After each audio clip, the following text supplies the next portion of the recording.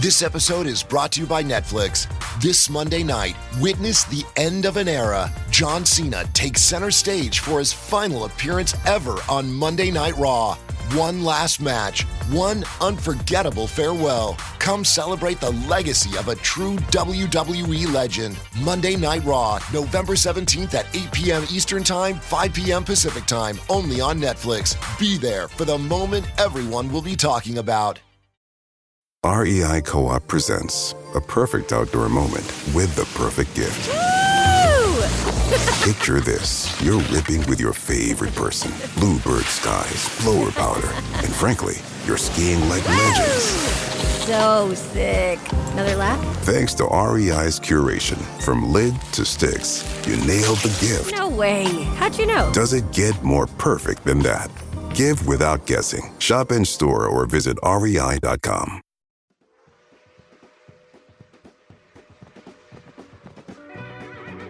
This podcast is part of E2C Network, where we share the whole Auburn experience.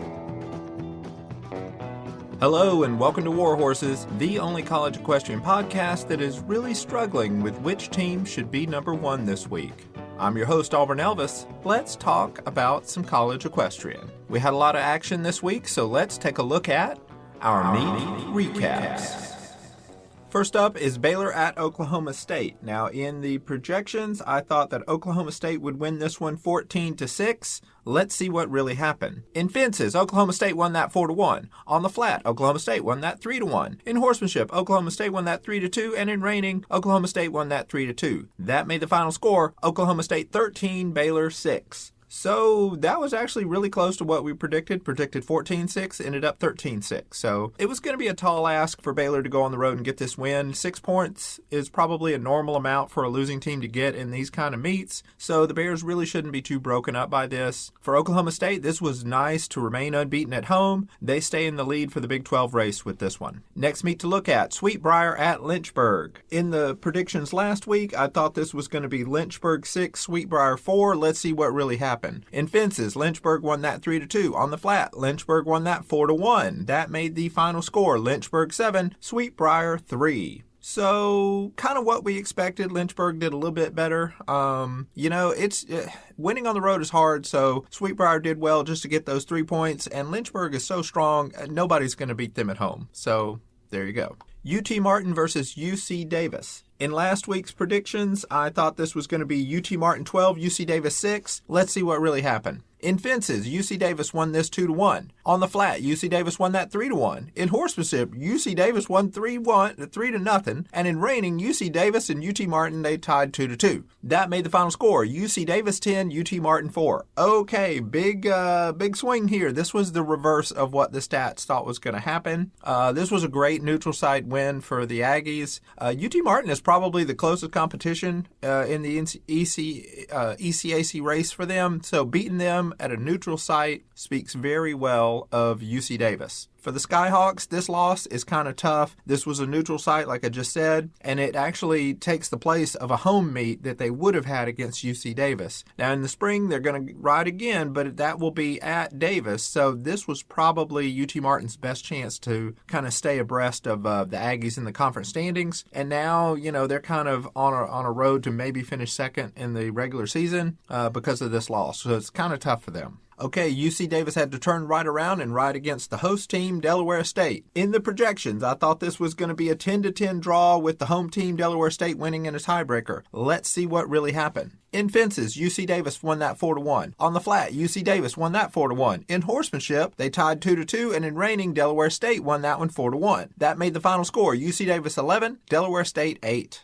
So, again, Davis, they're winning on the road. A really nice road win. To go on the road, get a pair of wins like this, great result. Great weekend for them. They are in the driver's seat of the ECAC right now. And, they can kind of start thinking about maybe returning to Ocala with these kind of performances. For Delaware State, it's tough to lose at home. You really don't want to do that, but UC Davis just had their number that day. Still, the Hornets did okay. They just didn't quite get over that hump. Next meet to look at, Georgia at TCU. In the projections, we thought this was going to be a 10-10 draw with TCU winning the tiebreaker. Let's see what really happened. In fences, TCU won that 3-2. On the flat, Georgia won 3-2. In horsemanship, TCU won 3-2, and in reining, they tied 2-2. That made the final score TCU 10, Georgia 9. So as we predicted, this was close, but Georgia did lose by 1 point. But even in the loss, Georgia proved they are a strong team,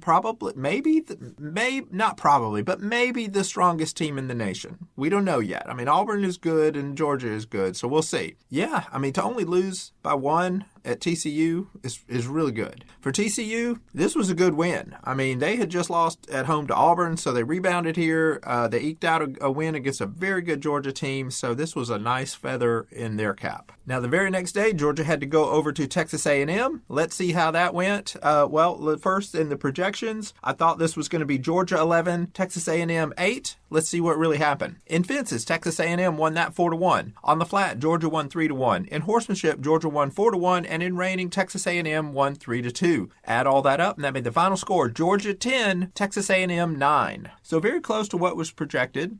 Big road win for Georgia. They rebounded from that TCU loss with a huge conference win. They are now in the SEC driver's seat, and everybody is chasing them in the conference. For Texas A&M, this is a tough loss. They had barely beaten Auburn a couple of weeks back, but Georgia got the better of them this time by a point. Now the Aggies are going to drop down to 4th in the SEC standings, and they're probably going to hang around there for a while. Elsewhere in the SEC, South Carolina was visiting Auburn. Now, in the projections, I thought this was going to finish Auburn 14, South Carolina 6. Let's see what really happened. In fences, South Carolina won that 3-2. On the flat, Auburn won 3-2. In horsemanship, Auburn won 4-0. It's a dirty sweep. And in reining, Auburn won 4-1. Add all that up, that made the final score Auburn 13, South Carolina 6. So again, very close to the stats. Good job to the stats. Stats are having a good week this week, except for that UC Davis upset over there. But anyway, we won't even think about that.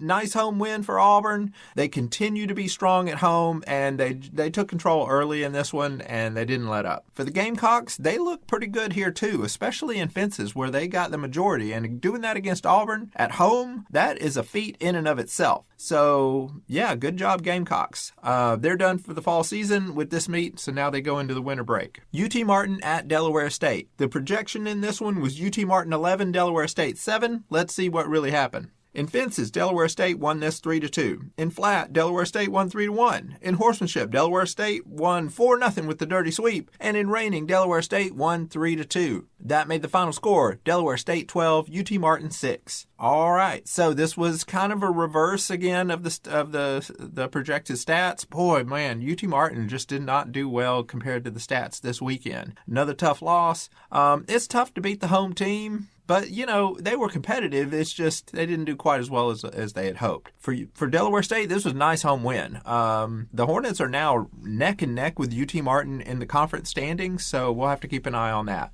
And our last meet of the week, Sacred Heart at Dartmouth. In the projections, I thought this was going to go Dartmouth 6, Sacred Heart 4. Let's see what really happened. In fences, Dartmouth won that 4-1, and on the flat, the event tied 2-2. That made the final score Dartmouth 6, Sacred Heart 3. So yeah, here again, very close to the stats, but Dartmouth gets a very nice home win, and now their fall campaign is over. They didn't ride a whole bunch, but, you know, they won every time they went out. For Sacred Heart, they're having a really good fall, even despite this loss. Hard to go into a team's house and beat them on their horses like this, so didn't quite do it, but they got 3 points and look pretty good. So those are all of our meets from this week. Now let's look at the official Auburn Elvis College Equestrian rankings.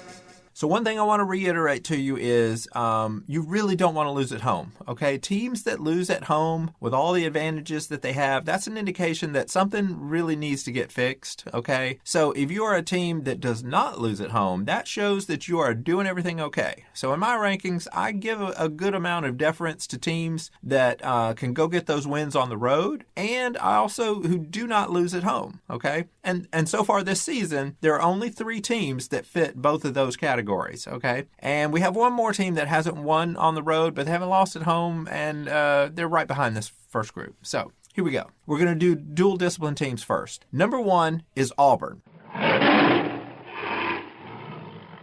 and number 2 is Georgia. Now I'm going to talk about both these teams together. I normally split them up, but here they're essentially the same. Okay, they're both really good. There's only you got to split hairs really to pick who's number one and who's number two amongst these two teams. Okay, and I can understand if you have them reversed. Georgia had about as impressive a road trip this week as Auburn did a few weeks ago. They did really, really well, and there's probably only one team in the nation that could have done something similar, and that is Auburn. Now, I put Auburn at number one because they have an additional road win over SMU, whereas Georgia has an additional road win over Delaware State, which is not quite as prestigious. Now, again, these two teams are very close, and it would not bother me if any of y'all have these two teams reversed in your rankings. That's totally fine. Now, what would bother me is if someone had another team other than Auburn or Georgia in their top two. Anyone doing that is just not a serious observer of the sport, okay? But now let me give you some details of how good both these teams are, okay? Both Auburn and Georgia are the only undefeated at home teams who also have multiple road wins. There's some teams that are undefeated at home, and there's one or two of them have a road win, but ain't nobody except for these two teams undefeated at home and have multiple road wins. Okay, so that shows these are strong teams. Auburn is 4-1 with home wins over Baylor and South Carolina, road wins over SMU and TCU, and a road loss at Texas A&M. Georgia is 5-1 with home wins over Baylor, South Carolina, and UC Davis, road wins over Delaware State and Texas A&M, and a road loss at TCU. So yeah, very similar resumes, but I do give the slight nod to Auburn for that SMU road win. Okay, so now let's talk about the rest of the teams in the rankings. All right, number 3 is South Carolina. The Gamecocks are very close behind Auburn and Georgia. They're 5-2 now. They're undefeated at home, but their road slate is not as impressive as Georgia or Auburn's right now. South Carolina has home wins over SMU and Texas A&M, a road win over UT Martin, a pair of neutral site wins over UC Davis and South Dakota State, and road losses at Texas A&M and Auburn. It's possible that the Gamecocks could be just about as good as Auburn and Georgia, but they don't have quite as good a margin of victory when they're winning or margin of defeat as the two top teams do. Also, South Carolina's road schedule hasn't been quite as tough as the other two teams, so it's just tougher to draw a comparison. But still, number 3 in the nation is nothing to sneeze at, and that's where the Gamecocks are. Number 4 is Oklahoma State. The Cowgirls might be as good as the teams above them, but they have not ridden a schedule that would really let us know. They're 2-1. They have home wins over SMU and Baylor and a road loss at TCU. It's actually kind of wild just how few meets Oklahoma State has ridden so far. South Carolina just finished their 7th meet of the fall schedule, and their whole fall schedule's done this past weekend, while Oklahoma State has ridden less than half that. They've only ridden 3 times. The Cowgirls could be good enough to win on the road, but you actually have to go do that to find out. So there you go. And now let's talk about the rest of the field. These are the teams that have shown they have some work to do, or in the case of Fresno State, they just need to show us something more of something. Number 5 is Texas A&M.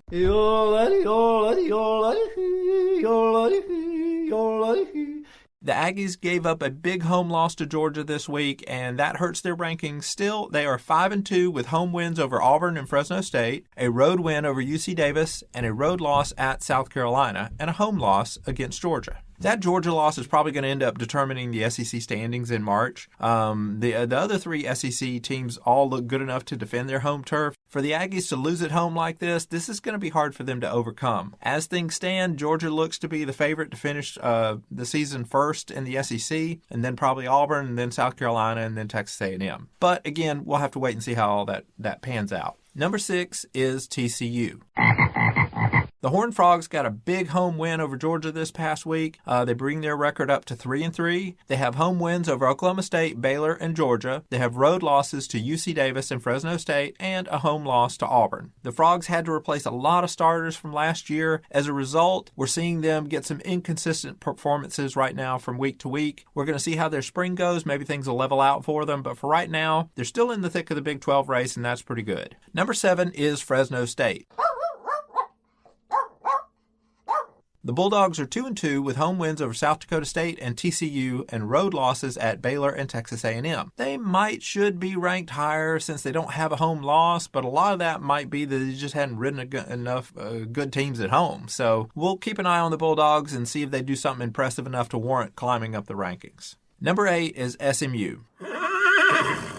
Okay, the Mustangs have not had a great schedule. They are 0-3. They have lost on the road to South Carolina and Oklahoma State, and then they lost at home to Auburn. With their record, they really should not be ranked this high, but they have a lot of talent. They just haven't had a great schedule. Now, if they lose at home to A&M this week, they're probably going to drop out of the rankings. So, yeah, Mustangs, you got some work to do. Number 9 is UC Davis.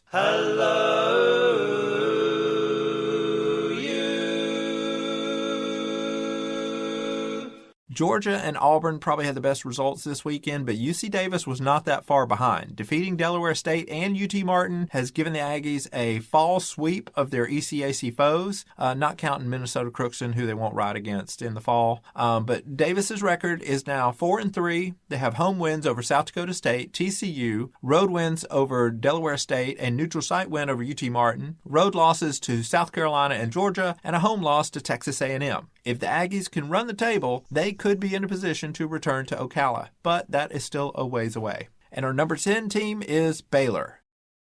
This episode is brought to you by Marqeta. When it comes to your payments provider, you can't afford to compromise. Marqeta's modern payment solutions flex with your business without the trade-offs. Stable and agile, secure and innovative, scalable and configurable. If they say you can't have it all, don't believe them. Your business demands more. Choose a payments provider that delivers more. Choose Marqeta. Visit Marqeta.com/Spotify to learn more. Rain-X wipers are the #1 wiper blades in America. That means all kinds of drivers choose Rain-X. Big drivers in small cars choose Rain-X. Small drivers in big cars choose Rain-X. Drivers with long hair and short commutes choose Rain-X. Drivers with short hair and long commutes choose Rain-X. Drivers with pets on board, babies on board, and bored babies on board choose Rain-X. Basically, drivers who love a clear view of the road all choose Rain-X wipers, the #1 wiper blades in America.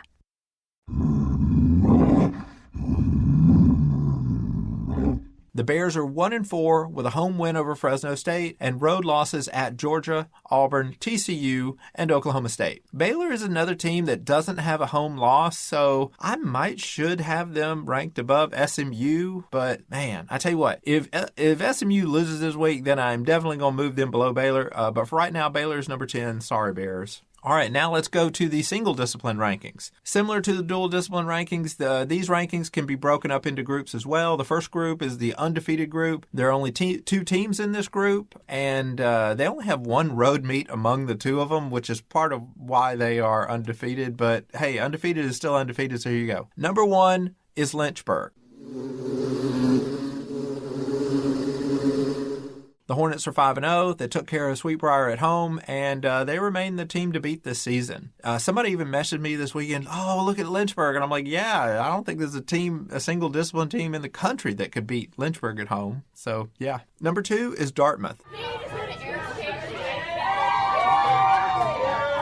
The Green are 3-0. They had no trouble with Sacred Heart at home. They don't have as many meets as Lynchburg, or else I would consider moving them up. But for right now, number 2 is a good spot for them. Okay, so next we have a group of good teams that are undefeated at home, but they are winless on the road. Number 3, Sacred Heart.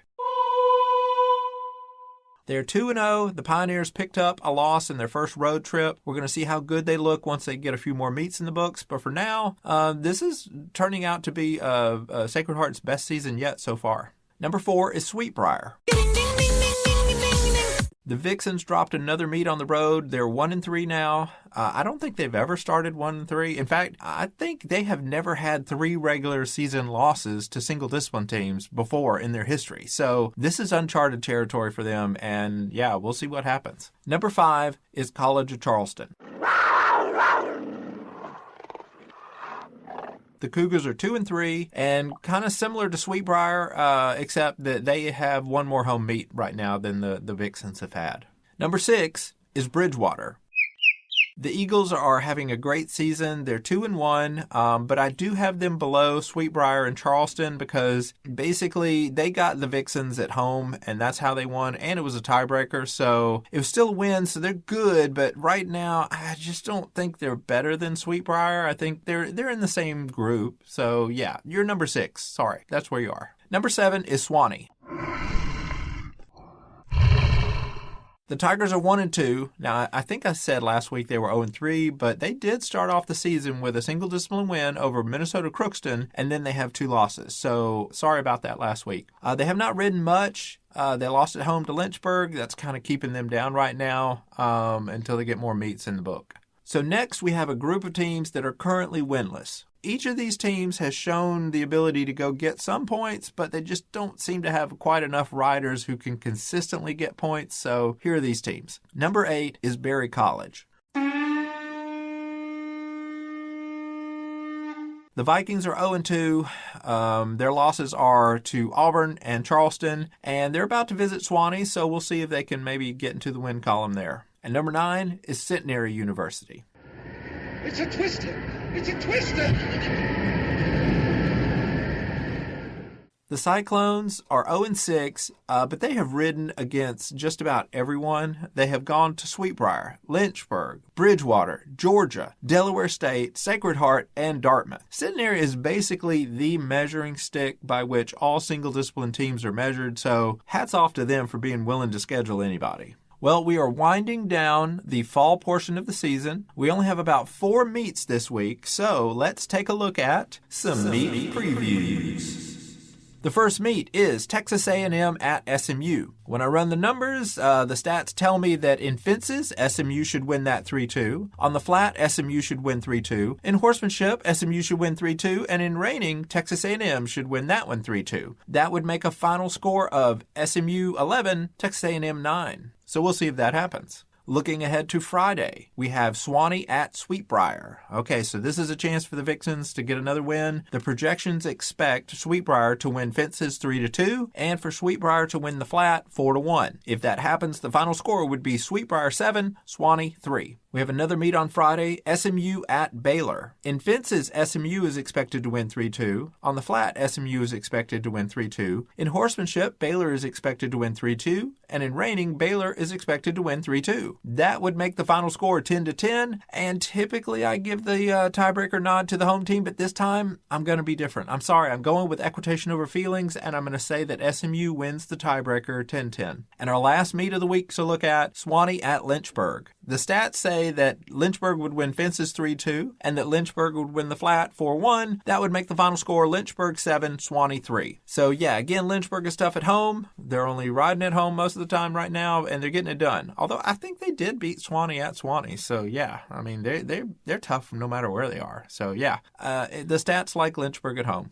Well, in the final thoughts, let's see. Last week I told you all about how to win your school's gingerbread house competition, so hope everybody's putting that knowledge to good use. Man, I don't have a lot here in front of me. I just say that the fall schedule has just flown by. We've only got like a couple more weeks and then everybody will be done for winter, and it's been an exciting fall season so far, and I hope everybody's having fun. I'm certainly having fun. I like going to the meet, seeing everybody. If you're a parent or a rider, you listen to the show and you see me at a meet, come over and say hi. Don't be bashful. I mean, I'm just a regular guy like you are. Or, well, you're not a guy, but anyway, if you're a parent, you could be a guy, but if you're a rider, you're not. Anyway, those are my final thoughts. Come see me. We're all having fun here, and yeah, this is shaping up to be a pretty good season. Well, that's all for this episode. I'm your host, Auburn Elvis. Thank you very much for listening, and War Horses.